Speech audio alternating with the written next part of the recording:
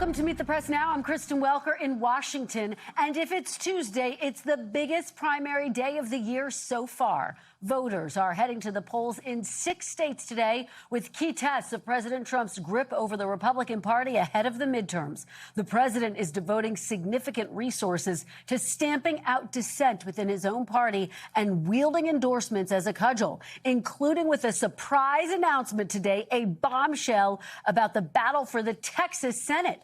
But nowhere will the president's influence be tested more than Kentucky's 4th congressional district today, where Republican Congressman Thomas Massie, who pushed for the release of the Epstein files and voted against the president's big, beautiful bill, faces Trump-backed challenger Ed Galrine. Today, the president repeatedly slammed Congressman Massie while speaking outside the White House. Thomas Massie's a terrible congressman. He's been a terrible congressman from day one. Dealing with him is just horrible. I don't think he's a Republican. I think he's actually a Democrat. He's not a libertarian. You know, sometimes they say he's really a Democrat. He votes against us all the time. This guy Massie is terrible. Let's see what happens. It's not easy beating incumbents, but we have a great guy running against Massie. Massie's a terrible I think the worst congressman the Republican Party's ever had. That'll be tonight. That'll be good television, and we'll see what happens there. The president's effort to oust Massie comes after he successfully got his revenge against Louisiana Senator Bill Cassidy, who voted to impeach the president in 2021. Cassidy lost his primary this weekend. And earlier this month, the president helped defeat 5 Republican state senators in Indiana who opposed his redistricting push. But the president's loyalty test could risk rubbing some Republican voters the wrong way, particularly in Massie's district. NBC's Julie Sirkin spoke with 3 veterans from 3 generations about the role the president has taken in that race. Take a listen to what they said. Would you ever do something just because the president said you got to do it? No. That's not his job. And I voted for Trump, okay? But his biggest problem is he's all about loyalty. He's not about honor. He's about loyalty to him and the party. Exactly. Not about loyalty to the Constitution or the American people. Exactly. So what I'm saying is the reason he hates Thomas Massie because he doesn't vote along the party lines. But Massie looked at the situation and goes, well, this is not right, and voted no. And you know what? There's 2 sides to every story, maybe 3. But, you know, his side, her side, my side, and the truth. But Massie should win this because he's not a yes man. In today's contest, the president has endorsed 37 Republican candidates in House, Senate, and governor's races. And in a surprise announcement today, ahead of next week's Texas Senate runoff, after staying on the sidelines for months, the president announced he's endorsing Texas Attorney General Ken Paxton over incumbent Republican Senator John Cornyn. On social media, the president painting Paxton as the more MAGA candidate, suggesting Cornyn was simply not loyal enough, a sentiment echoed by Vice President J.D. Vance from the White House briefing room earlier today. I've known John Cornyn for a long time, but unfortunately, you know, when it really counted, Ken Paxton was there for the country, was there for the president, and that's why he ultimately earned the president's endorsement. Joining me now to start us off on this primary day is our NBC News team. Monica Alba is at the White House for us. Julie Sirkin is on the ground in Kentucky. Aaron Gilchrist has the very latest from Georgia. And with me on set, Chief Data Analyst Steve Kornacki. Thanks to all of you for being here. Monica, I have to start with you at the White House. President Trump endorsing Ken Paxton. There was a big debate inside his inner circle about who he should, in fact, endorse. Talk to me about what your sources are saying there about the timing of this, why he did this now, and why Ken Paxton. It's such a fascinating dynamic here, Kristen, for all of those reasons that you just laid out. But this is really a president who is the reality TV show president, right? He likes to bring a big moment. He likes to tease a big moment. That's exactly what he did today, when for weeks he had been pressed on whether he was going to endorse in this primary. And he had said that he wasn't sure and that he liked both candidates and that he was sort of considering all of these different factors. So to your question of why now and why today was just just earlier, a few hours ago, when the president said, yeah, I think I'm going to have something to say about that this afternoon, which did come as a bit of a surprise. Again, he had been indicating that this was something he was thinking about, but his own team and his own aides that had been analyzing the race thought it might be better for him not necessarily to back a candidate. But as you know very well, Kristen, that when President Trump decides that he wants to come out and do something, he does. And in this case, that was the situation. And so he is here talking about loyalty and how he views it, even if loyalty is obviously a very important two-way street. And what will be fascinating is the dynamic of Senator Cornyn, who will still be in office, obviously, for the next however many months, depending on what happens, but also for people like Senator Cassidy and others that the president has come out against very clearly for what he says are moments of disloyalty. Well, and Monica, I interviewed Senator Lindsey Graham this weekend. He said, look, all of this underscores that this is still the party of Trump. So that's the thinking and at least part of the messaging that's coming from President Trump and his allies. But Monica, the conventional wisdom was that Senator John Cornyn had the better shot against James Tallarico. Is there concern within the party that the president could be jeopardizing a critical Senate seat and potentially his own agenda? Well, the president feels incredibly emboldened, we're told, based on what he views as his successes so far on the so-called revenge tour. So when the president makes a decision about somebody that he feels has been, again, in his view, someone who hasn't aligned with everything that he wants to do, this is the president's decision. He's taking a gamble on that, and he feels confident in it. Senator Cornyn, for his part, and we could read you a part of his statement, is saying that he was pretty disappointed by this because he feels that he has been a friend to the president through both of his terms, voted with him more than 99% of the time, and that Trump himself has consistently called him a friend in this race. Kristen. Monica, so good to have that perspective and, of course, all of your reporting. Starting us off on this big primary day, we really appreciate it. Monica, Julie Sirkin, let me go down to you in Kentucky. All eyes on this race between Congressman Massey and Ed Galrein. President Trump picking Ed Galrein to take on Thomas Massey. You've been talking to voters there. What is the mood on the ground on this election day, Julie?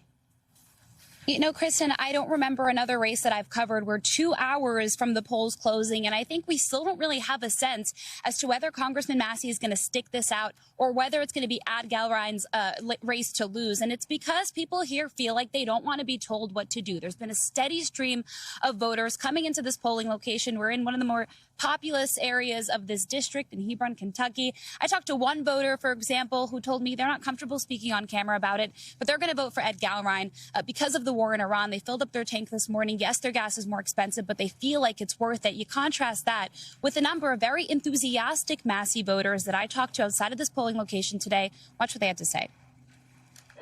Do you feel like all of the spending and the ads, I don't know if you've seen any of the president's posts, how did you feel about that? I felt a little pressured, but we tried to, like I said, try to ignore a lot of the outside external pressure. The president keeps saying, you know, if you don't vote Massey out, you don't believe in the Republican Party, you're against me. Like, how do you feel about that kind of rhetoric? I don't care about political parties. I care about who is going to better the country. And I don't think what Trump is doing is bettering the country, and I don't think anyone he endorses is going to either. Kristen, all of those voters that you heard from, they voted for President Trump. This is a Republican area, and yet you are hearing so many people say it's not about party to them. It is about country, and that's what I think makes this race so interesting. And there are headwinds, Julie. The fact that President Trump's approval rating has been dragged down by the war in Iran. What's notable is that Thomas Massey makes the point, look, he's voted with President Trump over 90% of the time. Is the anticipation that Ed Galrein would be with the president 100% of the time? Is that what it takes effectively? He would absolutely stick to the president like glue. It was clear in a tele-rally that the president held from him last night. It's very clear in his campaigning style, even from some voters that we heard from that are switching their vote. They voted for Massey before. They're now going to vote for Galrein, have said they feel like Massey's just a grandstander. But even though we're about, like I said, 2 hours from polls closing, there's still a lot of back and forth happening. For example, President Trump just posted on X. He rarely makes posts on X. He usually prefers his own Truth Social, essentially putting Massey on blast for sending a campaign text today telling people that he's endorsed by the president. It was an old endorsement, and you see that back and forth happen here. Meanwhile, Massey telling me consistently, Kristen, that he feels like his voting record is being distorted.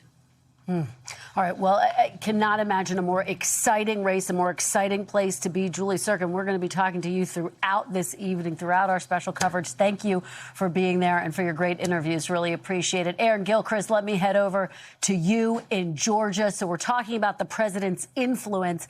Let's talk about what it means in Georgia. He's backed Lieutenant Governor Burt Jones in the governor's race there, but he hasn't weighed in on that crowded primary to take on Senator Jon Ossoff, which is, of course, the other huge race that we're watching tonight. What are voters there telling you, Republican voters, about how much the president factors into their decision making? Because you heard Julie talking to voters, some of them saying in Kentucky they don't want to be told what to do. We're hearing some similar things here in Georgia as well, Kristen. And I'll tell you, it's actually really interesting as we've been talking particularly to Republican voters, and it's worth noting that there are 3 ballots for people to choose from when they go to vote here in Georgia today: a Democrat, Republican, and independent vote ballot. Republican ballot voters that we've spoken to today, a number of them have told us that they did not vote in the Senate primary. They didn't know much about the candidates that were on the ballot there. You're seeing the 3 leaders in some of the polling that we've been watching here in Georgia on your screen right now, which I thought was really striking. I asked a few people, well, President Trump hasn't endorsed one of the contenders in the Senate primary on the Republican side. Was that a factor in how you didn't vote in that particular race? And some people said yes, others said that it wasn't really a factor, but they simply felt like they hadn't known or learned enough about those particular candidates. I'll tell you, Kristen, as we've been following races here in Georgia throughout this year in different places, we've heard from so many people who said, well, President Trump picked this guy. I don't know anything about him. You take Georgia 14, the House race, for example. People said, I don't know Clay Fuller, but President Trump endorsed him. Therefore, I'm going to vote for Clay Fuller. I do want you to hear from some of the folks that we talked to when we asked that question about President Trump's influence on them in this particular cycle. How much weight does the president's endorsement, the president's support, the president's ideas have in how you vote? It means a lot, you know, but I wouldn't always go with the one he picks. It's always nice to get the boss man's, you know, A-OK, but you know, I don't listen to anybody whether it's Trump or Biden or make my own choices. And so we'll be watching, Kristen, to see what the numbers look like at the end of the night tonight. We know more than 1 million people voted early in the elections here across Georgia. But I'll tell you, Kristen, depending on where you are in the state, some ballots had more than 30 races for people to be focused on and voting on, in addition to questions that they had to answer as well. All right. Well, we're going to be checking in with you throughout the night as well. Aaron Gilchrist, thanks for bringing us that great interview. We really appreciate it. All right, Steve, let's head over to you at the big board. It is a big primary day, our biggest primary day yet, Steve. We've got a big, long, exciting night ahead of us. What are you watching for? Yeah, we'll get started at a little more than 2 hours from now, right here in Kentucky, in that 4th district, 6:30 Eastern. Polls are going to close here. What are we looking for in terms of the results? Just a couple things to keep in mind.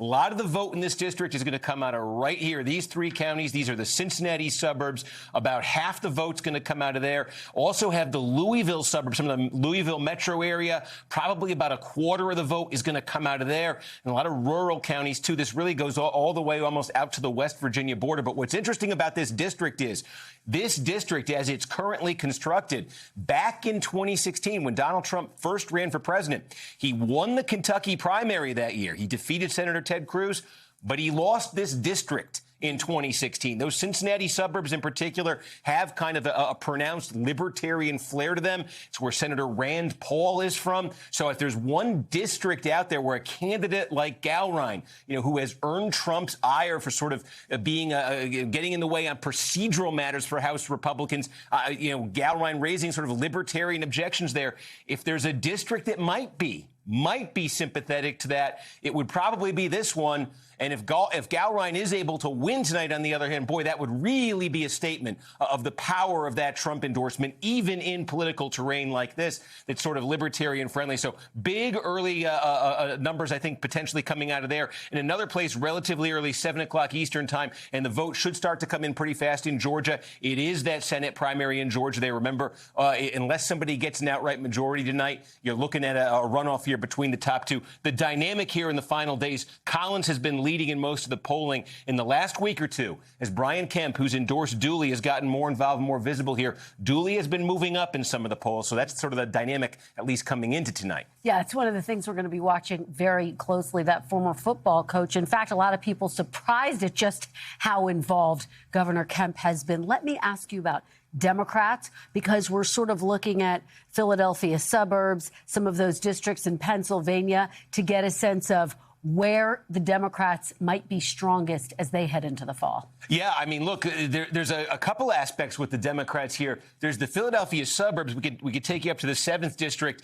This is going to be one of the premier battleground districts this fall. This is a district that went for Joe Biden narrowly in 2020, went back to Trump in 2024. You're looking at sort of the Allentown here, Northampton County here, the Democratic primary tonight. Bob Brooks here is endorsed, believe it or not, by both Josh Shapiro, the governor, and by Bernie Sanders. Lamont McClure has run to the left here. So this is an interesting primary with huge general election implications. And in Philadelphia itself, this is a deeply, deeply Democratic district, but a fascinating dynamic about the temperature within the base of the Democratic Party. Chris Robb here running, very far to the left here. We've seen some of these candidates, far left candidates, winning Democratic primaries, going against Sharif Street, probably his main opposition here, the son of a former mayor. So there's a lot of some political lineage on the line here as well. Yeah, the establishment backing Sharif Street for sure. Big test for progressives. Steve Kornacki, thank you so much. We are just getting going with Steve. Really appreciate it.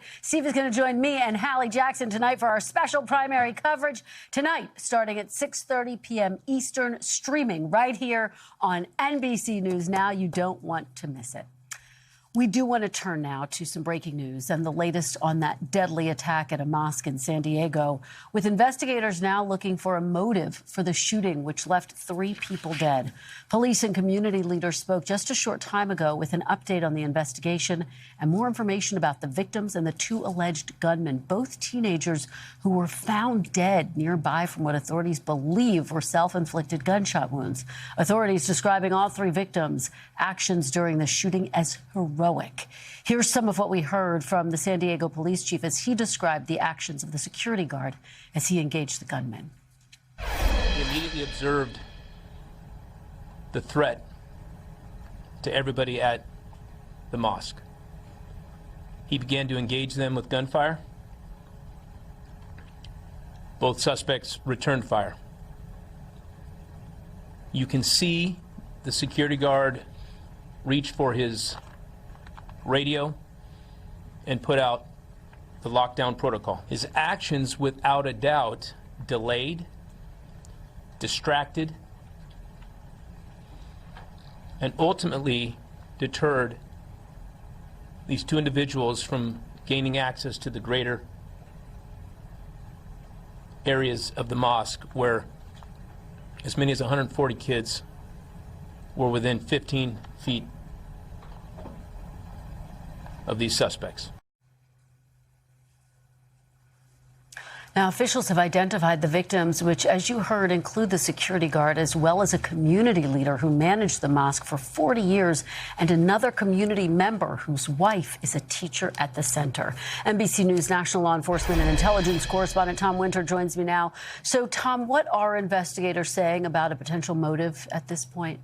Well, Kristen, it's becoming very clear, and that's because there's some writings that have been left behind by these individuals. They clearly were targeting this mosque based on their writings, which seem to hate just about everybody. And I know we'll get into that in a second. It's not clear why they chose the mosque first. There was also in some video that we're in the process of authenticating where they're firing out of their vehicle, a BMW.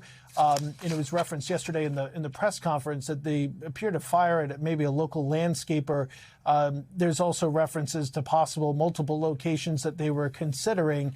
Why they chose this mosque first, it's not clear. They clearly have written, and we started reporting this yesterday within hours of the shooting, there are a lot of anti-Islamic sentiment in their writings. They targeted there, and if it was not for Amin Abdullah, who was the security guard identified in what you just heard from the police chief there were 140 students, and you're looking at the students being evacuated from the school yesterday, 15 feet from that entryway, according to the police chief. And without that security guard engaging those two, what type of death toll and horror we could be looking at today is really difficult to fathom. So that's what we know. But I think authorities have absolutely settled on a motive. These individuals were motivated by hate, and they apparently just picked the mosque as their first target. It's just horrifying to think about what could have happened, as devastating as that attack was. Tom, let me follow up with you on that point. Can you give me a sense of why investigators believe this is a hate crime? Apparently, there were some writings that they may have found. Yeah, it's 75 pages. It's written by both the suspects, Caleb Vasquez and Kane Clark. Vasquez has the first section written in one font. Kane has a second section. I'm not going to quote from it. They are absolutely white supremacists. There's Nazi iconography in parts of it. They are believers in Brenton Tarrant. He's the individual responsible for the shooting at 2 mosques in Christchurch, New Zealand, killing 51. They believe that the white race is to be replaced. They are extremely anti-Semitic. They are anti-Islamic. They cannot stand really any ethnic group. They are anti-Trump. They are anti the Make America Great Again movement. And they're homophobic. They're and also extreme misogyny, which, by the way, is a key through line in a lot of these attacks that we've seen. A deep hatred for women, where you found that in almost every major terror attack we've seen or foiled attack over the last several years. So that's definitely a trend. A lot of research is being done on that in the terrorism community and the crime community as well. I really not worth quoting from, Kristen. It's just a document filled with hate, and these individuals chose the mosque first yesterday. It's very clear from the investigation at this point. Well, it's just a devastating situation, and appreciate your not reading from it. Thank you, Tom Winter. We will continue to keep a close eye on this story and keep you updated. And coming up, we will dive deeper into the key primary contest tonight and the president's influence on the midterms, with 3 of the candidates battling for the nomination for Kentucky Senate. Plus, the president's acting attorney general is grilled on Capitol Hill by Senate Democrats amid growing backlash over the Justice Department's $1.8 billion fund for so-called victims of government weaponization during the Biden administration. Stay with us. You're watching Meet the Press now.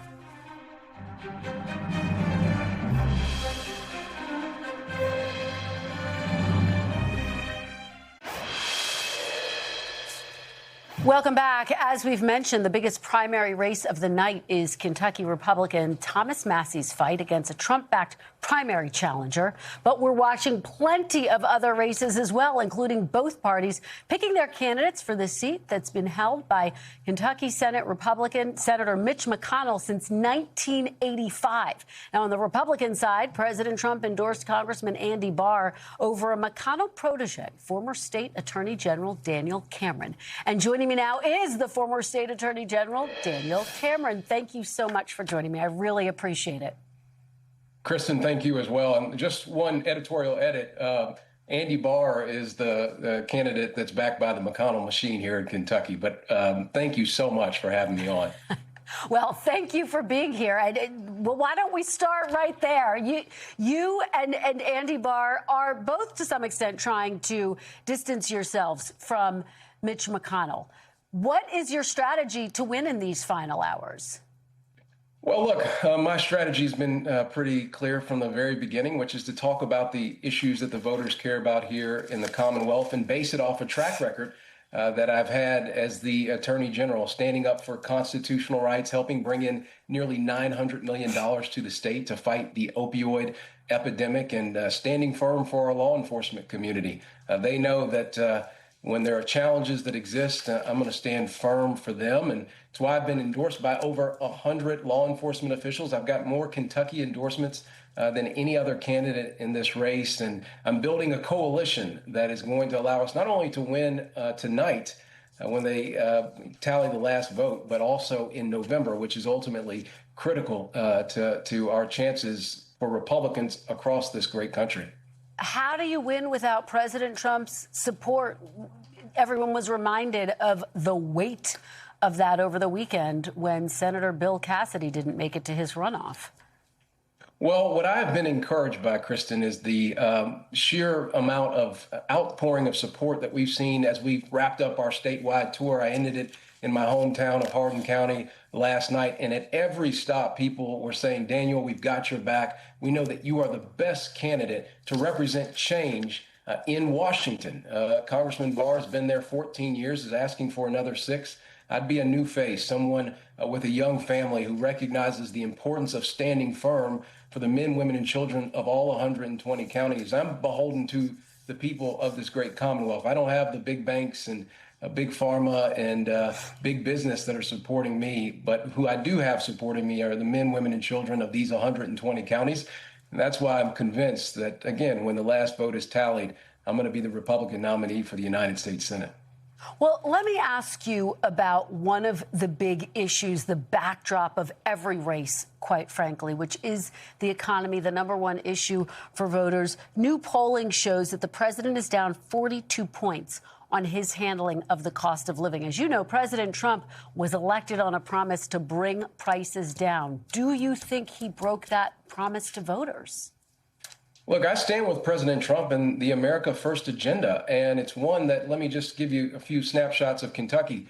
$2.5 billion because of the Trump economic agenda has come to the Commonwealth in Corning glass that makes the glass for the iPhone. They're manufacturing that in Mercer County. Another $2 billion has gone to the Ford plant here in Louisville, Kentucky, securing roughly 2,200 jobs. In Northern Kentucky, there are countless individuals that I know of as I've traveled that 4th district who have very much said that because of no tips on tax or no tips on overtime, no tips on Social Security, they feel like they've got a better opportunity for not only themselves, but kids and grandkids to help put a little extra food on the table, pay for gas, make sure that when it comes to summer sports for their kids, they're able to pay for that as well. And by the way, no tax on tips included in that. These are signature items that a lot of folks here in the Commonwealth really are grateful for. And again, I support President Trump's economic agenda and know that he has the best interests of the folks here in this Commonwealth. And with the 30 seconds we have left, if you're elected, what will be your number one priority on day one? What's the first action you'll take? Well, Kristen, you've talked about it. The fact that when it comes to setting the conditions in Washington, that's what we've got to be about in the United States Senate, setting the conditions in Washington that allow our people to thrive here at home. So that means making sure our taxes are even lower, making sure that energy dominance when it comes to Kentucky, low cost, reliable energy, that it flows through the Commonwealth of Kentucky because we can lead on the technologies of the future and we can fuel those technologies as well. All right, Daniel Cameron, thank you and all the best to you in these final hours of the race. We appreciate your joining us on Election Day. I know it's a busy one. Kristen. Thank you. You too. Let's turn now to the Democratic side of this Kentucky Senate race. Multiple candidates are vying for the opportunity to try to flip this solidly Republican seat, including former state representative Charles Booker and former Marine fighter pilot Amy McGrath, who lost to Senator Mitch McConnell in 2020. I will be speaking to Amy McGrath in just a moment. But first, joining me now is former state representative Charles Booker. Thank you so much for joining me. I really appreciate it. Of course. Honored to be with you. Well, it's great to have you here. Let's start with the stakes, the history. The last time Kentucky elected a Democrat to the U.S. Senate was in 1992. What makes you think Democrats can flip this seat? Well, this race is one of the most flippable races in the country, and it's not because of party. It's because people are hurting. Democrats, Republicans, independents, we're all getting screwed. And we're looking for leaders who see us, who care about our humanity, and have a vision to deliver for us. I've shown that over the years. I've built coalitions from the hood to the hollow, and that's why I've been leading in the polls in this primary. Prayerfully, that's why we're going to win tonight, and it's why we're going to take this seat back for working people. Well, as you know, Amy McGrath is giving you a real run for your money. She has a strong showing right now in the polls. What makes you think you can best her tonight? Well, working people are tired of a big money status quo that ignores their needs, that tells them that real change isn't possible. We're looking for leaders who see us, who come from the challenges we face, and have a vision to meet our needs. I've built those coalitions, and I've shown by leading with love, by building community, that we can inspire people who voted for Trump. We can inspire people who've never voted before. That's why I've been leading in the polls, and it's also why we're ready to win. These No Kings demonstrations we've seen across Kentucky, they're not just Democrats. They're lifelong Republicans. Everyone's fed up, and they're standing with me because this is our moment to win. You know, you're talking about building coalitions. Let me follow you up with you on that point, because you're running on a progressive platform, including Medicare for All, universal child care. You've been a vocal supporter of the Green New Deal. Are those winning positions in a state that President Trump won by 30-plus points? Absolutely. And when you look at the map, a lot of people who voted for Donald Trump voted for Bernie Sanders. A lot of people who have stood up over the years crying out have just been ignored. Medicare for All, policies to make sure we actually end generational poverty, are popular in Kentucky because we've been one of the poorest states in the country, and we're sick of it. I'm a type 1 diabetic. I've had to ration my insulin. My insulin doesn't care about my party registration.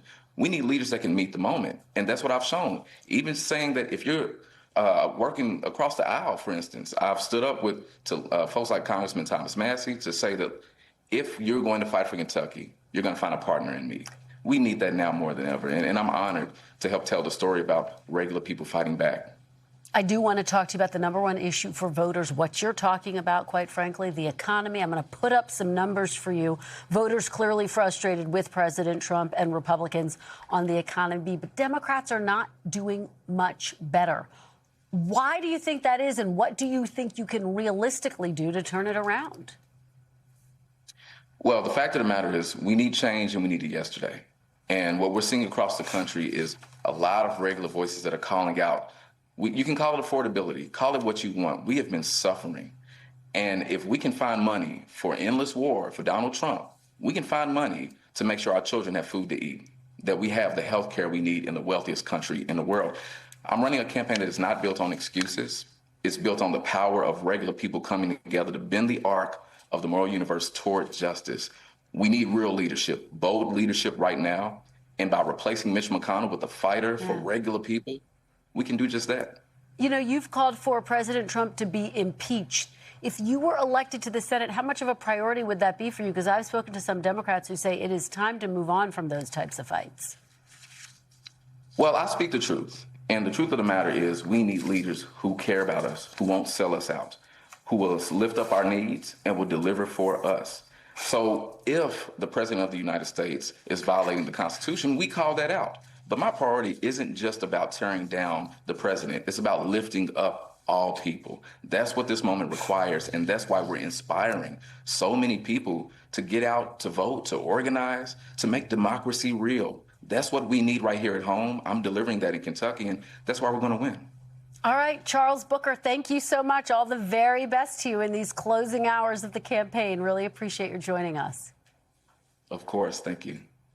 And joining me now is another candidate in Kentucky's Democratic Senate primary, former Marine fighter pilot Amy McGrath. Thank you so much for being here. We really appreciate it. Of course. Great to be with you.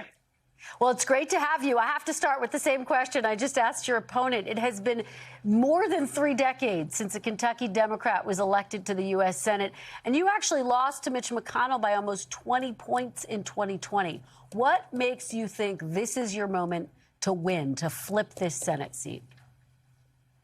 Well, look, Kentuckians have proven that they can vote for really good candidates, no matter whether they're Republicans or Democrats. You know, we have a Democratic governor here who's won twice in an off cycle, a very similar electorate to this midterm. And I think right now what we're seeing in this country, and certainly here in Kentucky, is dangerous and not normal, and a lot of people get that. I mean, you had some folks on your show just a little bit ago, Kentucky voters, talking about the fact that it's not about party right now. It's about doing what's best for our country. and for Kentucky. And the fact that they don't want yes men. They don't want just people that follow the party line. And I think right now what you're seeing, when my campaign started, Kentuckians were already struggling to pay for rent and groceries and utilities and health insurance. And now, just a few short months later, many more Kentuckians have to decide whether they're going to pay for food or buy gas for their cars. So nobody in America should have to make that choice. And I think that is a big difference from 6 years ago. People are hurting and they're fed up. Let me ask you for specifics, because your core message has been about affordability, that you are going to make Kentucky more affordable. How specifically do you plan to do that? Yeah, so this is the question I get everywhere, right? Kentuckians are spending $5,000 more this year than last year. And if you pull the string on that, where's that coming from? $2,500 of that $5,000 is directly because of these tariffs that were unilaterally put down by this president, that these Republicans like Andy Barr are championing. Those tariffs hurt people. They hurt our bourbon industry. They hurt our farmers here. They hurt us all at the checkout line. That's half of what we're spending. So let's get rid of those. I've been saying that from day one. This is a stupid policy. It's a tax on all of us that nobody asked for and nobody wanted. And then we go on to health care. The Affordable Care Act subsidies that these guys took away, guess what? It's jacking up the price for health care for everybody. That's another $1,500. And then you add on this war that nobody wanted, that we shouldn't be in, and that's causing gas prices to go up, making Kentuckians spend $750 more per year. And so we tackle those things. We go where the money is, and that's how we get down prices for people. Given what you're saying about the price of gas, would you support a suspension of the federal gas tax? Of course. I think that's really important. But what's that really going to do? I mean, that's temporary, and that's not so much. What we need to do is have a Senate that actually knows something about national security and global security, and will rein in this president and make sure that we end this war in Iran, open up the Strait of Hormuz again, and get these prices down. I mean, we never should have been in it in the first place. And the mere fact that we don't have enough senators that understand that and the national security implications that we're all in right now, that's absolutely why Kentuckians need to go to the polls on this day. Your opponent, Charles Booker, who I was just talking to, has called for new leadership in the Senate. If you were to be elected, would you support Chuck Schumer as leader? I would not, and I've said that from the very beginning of my race. I do believe we need new leaders, not only in the Democratic Party, but obviously in the Republican Party as well. People are hurting. And look, you know, when I talk to Kentuckians, they're tired. They're tired of government shutdowns. They're tired of this mess and this corruption in Washington, and we absolutely need new leaders on both sides of the aisle. All right. Amy McGrath joining us on Election Day. Thank you. All the best to you in these final hours. I know it's a busy one, so thanks for being here. You bet. Coming up after the break, much more on tonight's elections, plus the president's bombshell decision to endorse in the Texas Senate runoff today. The panel's next to talk about the timing and the impact. You're watching Meet the Press Now.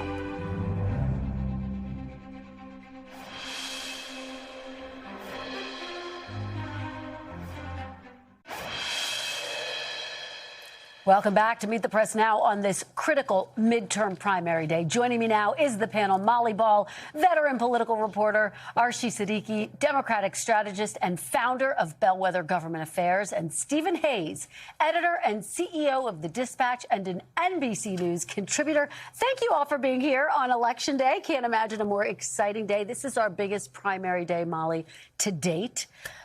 What are you watching for in the Massey race? Gallurine certainly has momentum, particularly coming off of President Trump's win this weekend, defeating Bill Cassidy.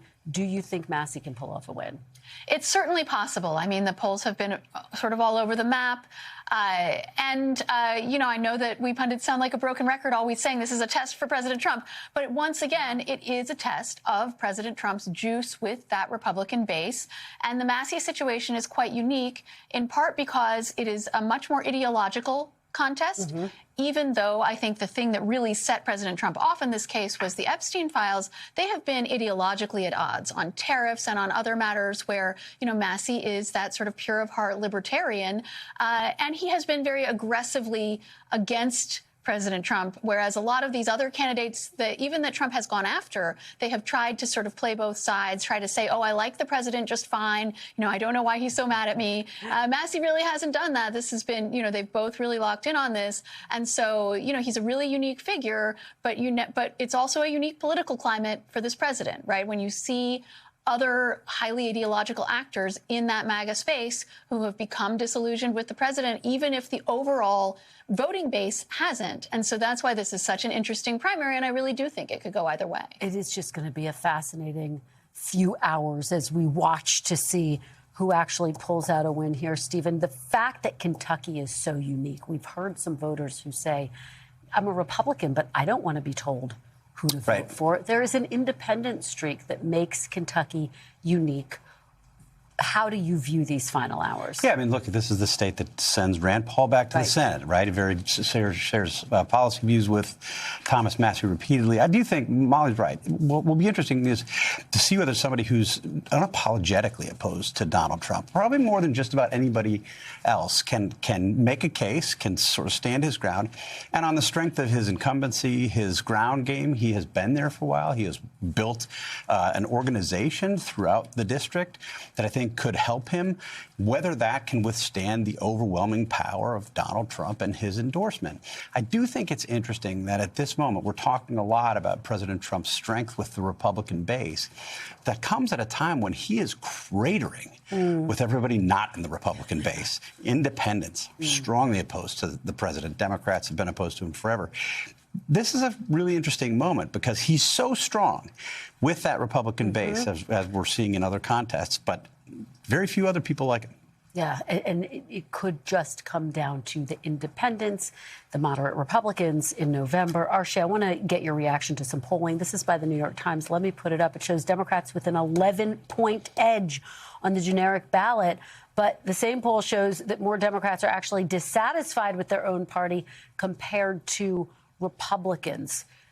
How concerned are Democrats about that discontent with their own voters? That discontent has been around for a while, but there is an important distinction on the ground. When you look at folks voting for Democrats in their districts, it's different. They distinguish that. So you look at a lot of Democrats who did well last cycle. They were very laser focused on their local issues, and they basically doubled down on really fighting and representing their constituents. And that was the distinction, where voters felt like their person was fighting for them, but the rest of the Democrats were in disarray. So that ultimately helps Democrats. Yeah, as we watch and wait for returns to start coming in, Molly, we got a little bit of a bombshell today. I don't think we were expecting it. President Trump endorsed Ken Paxton in Texas instead of Senator John Cornyn, the incumbent.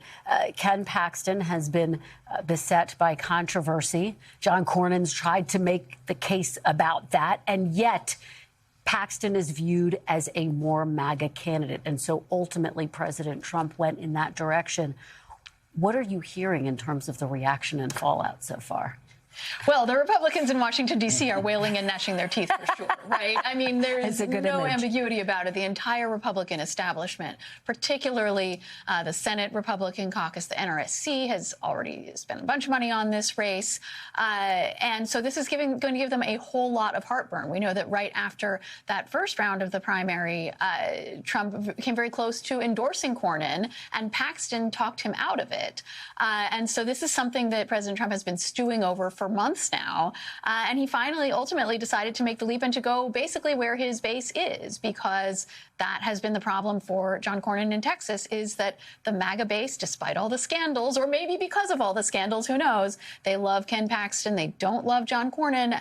Maybe they did at one time, not anymore. And so this is going to make it a real uphill battle. You know, Steve, the polls just show Tallarico does better against Ken Paxton. How big of a gamble is this? And let me just read a little bit. I mean, gnashing their teeth is absolutely right. Lisa Murkowski says she's supremely disappointed. Lindsey Graham, who just this weekend said this is the party of Trump, said the Texas Senate race is going to be 3 times more expensive. Mike Round says, I'm just disappointed. Yeah, I mean, they should be upset. The Republicans in Washington should be upset. You know who else should be upset is Republican senator candidates elsewhere in the country, because money that's now going to go to Texas is not going to go to places like New Hampshire, to go to places like Michigan. Look, I mean, Ken Paxton is a walking oppo file. It's hard. If you were to create in a lab somebody the Democrats would want to run against, it's Ken Paxton. He has virtually every kind of scandal that you could possibly have on the personal side, on the financial side, on the governance side. That is Ken Paxton. I suppose we shouldn't be surprised, given Donald Trump's history of endorsing questionable candidates and throwing away races that Republicans could win, like he did in Georgia. We shouldn't be surprised by this. He's been looking at polls, and recent polling has showed that Ken Paxton is pulling ahead of John Cornyn, and private polling shows that even more than the public polling. So I think the president said, this is where my base wants me to be, this is where Steve Bannon wants me to be, this is where the polls suggest this is going. I'm in. And the difference here is that in Texas, it's putting Texas in play versus Louisiana and Kentucky were solid Republican seats. Well, let's talk a little bit about that, Archie, because the Democrats have been talking about putting Texas in play for decades. Absolutely. And here is this moment where, wait a minute, could it actually be in play? Do Democrats risk being overly confident if they celebrate this moment instead of kind of focusing on the strategy? I think Democrats cannot celebrate anything. They can't take anything for granted. But the point on the money is an important one. It's going to take Republican resources, pull them into Texas. And so I think it creates another seat that I'm not saying that Democrats are going to win Texas. I'm just saying that it creates a chance. Where if you were running against Cornyn, it was just much more of an uphill climb. I just want to finally get everyone's thoughts. Molly, start with you. What will you be watching for tonight in addition to the Massey race? Well, we've talked a lot about Republican primaries. There's some Democratic primaries happening, including a couple in your home state of Pennsylvania that I think are going to be fascinating because, you know, in this time of political realignment, both of these parties are having an identity crisis. Both the Democrats and the Republicans really struggling internally over what they should stand for. And so these races are also going to be a really interesting signpost about where the Democratic base wants to go. And guys, just very quickly, Steve, Pennsylvania suburbs, Brian McKenzie's seat, really interesting race, flips back and forth again and again and again. We had a reporter up there this past week. It's going to be tight. Archie?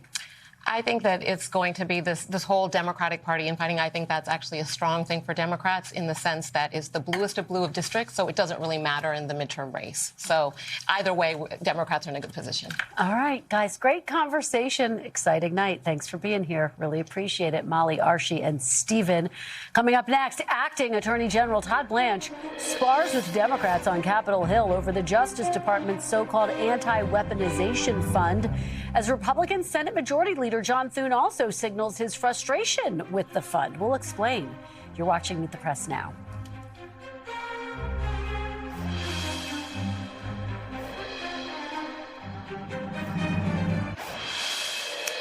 Welcome back. Acting Attorney General Todd Blanche faced intense scrutiny today on Capitol Hill over the Justice Department's plan to create a $1.8 billion anti-weaponization fund, which would compensate so-called victims of government weaponization during the Biden administration. The fund was created as a result of the settlement following the president's lawsuit against his own administration, alleging the IRS and Treasury Department failed to prevent a former employee from leaking his tax returns around the 2020 election. Legal analysts called that lawsuit unprecedented, since the president was seeking money from an agency he also controls. On the Hill today, Senate Democrats grilled the acting attorney general over who is eligible to receive money from what Democrats say amounts to a slush fund for the president's allies. Are there going to be rules that say that if you've assaulted a Capitol Hill police officer or committed a violent crime, you will not be eligible? Why not make that a rule? I expect that, because I'm not one of the commissioners setting up the rules, I expect that there will be rules. You're appointing 4 of the 5 members, aren't you, Mr. Attorney General? Pardon me? You're appointing 4 of the 5 members.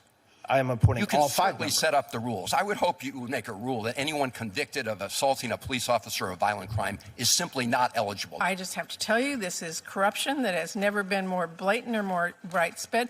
What is happening is you write the check, Trump and his cronies cash it, American taxpayers who are already being whacked with high prices are going to foot the bill. The commissioners will determine who is eligible to receive the money. And who are the commissioners? They're not named yet. I would be shocked if he didn't tell you exactly who to put on, and I'd be more shocked if you did not put them on. This is a travesty of the law in the United States and the Constitution. Republican Senate Majority Leader John Thune told reporters today he's not a big fan of the fund and says it will get a full vetting during the appropriations process. And joining me now to discuss this further is Ryan Riley, who has been covering this throughout the day. Ryan, thanks so much for being here. So let's start with this fund. What were the key takeaways today, and where's this money coming from? Yeah, a lot of really big questions still remain, including who those commissioners are going to be. It's going to be taxpayer funds, but it's coming from this fund that's sort of set up for these types of agreements, just broadly speaking, for government settlements, essentially. Also, we had Vice President J.D. Vance, who was pressed on this today. He actually raised an example of someone who was prosecuted on the state level, which was surprising because Tina Peters was not a federal defendant, so that you wouldn't think that she would actually have a claim against the federal government. Her claim would be against Colorado, but nonetheless, he had a little bit of an answer here. Take a listen. We're going to evaluate these things on a case-by-case basis. And if we think that somebody, whatever they were accused of, if we think that somebody was unfairly prosecuted and deserves just compensation, then that's what this fund is going to exist to provide. It's just going to correct a wrong, and I think that's a good thing. What's interesting here is that, just before the actual pardons were issued by Donald Trump on his first day back in office, about a week before, Vice President Vance had made this comment that, of course, people who assaulted law enforcement officers didn't deserve a pardon. And then fast cut to a week later, and they were all pardoned. So now, when you have these questions about will these payouts go to people who assaulted law enforcement officers that day, it's a very legitimate, open question because of how this was represented in the past. Yeah, I mean, it's kind of remarkable that there's not a clear answer yet. Do you get the sense there will be, and does a judge need to ultimately approve the commission that will take a look at these individual cases? Well, in terms of this settlement itself, in connection with this IRS lawsuit that originally Donald Trump filed for $10 billion, the judge has already closed the case. And that's essentially because even though you had Trump on one side and Trump's Justice Department on the other, they never really entered an appearance in the case, meaning there wasn't really a conflict. And because they chose not to respond to the lawsuit that way, that allowed the judge to say, well, listen, no one has entered an appearance here. Under precedent, I have to close this out, even though if they had entered an appearance, then there might have been a conflict. But it's unclear whether the Justice Department was really ready to advocate for the interests of taxpayers and keeping down that bill that was being shelled out in taxpayer money. So nearly 100 House Democrats submitted what's known as a friend of the court brief, which basically accuses the president in this instance of, quote, blatant self-dealing. What is it that the court will be charged with deciding here? So I think, that was in connection with this IRS case. I think we can expect outside legal challenges, perhaps in D.C., where a lot of these cases really played out. All of these January 6 cases played out. And, judges heard those cases over and over again. It's all overwhelming evidence of those assaults. So if someone can find standing, I think that's the big question. If someone can say that I am a party that is wronged by this matter and a judge backs them up on that, I think we'll see some litigation around it. Well, this has a lot of people talking. Ryan Riley, thanks so much for being here with your reporting. We really appreciate it. We're back tomorrow with more Meet the Press Now. And don't forget to tune in to our special midterm primaries coverage starting tonight at 6:30 p.m. Eastern. Hallie Jackson, Steve Kornacki, and I will be breaking down all the results as they come in. There's more ahead on NBC News Now.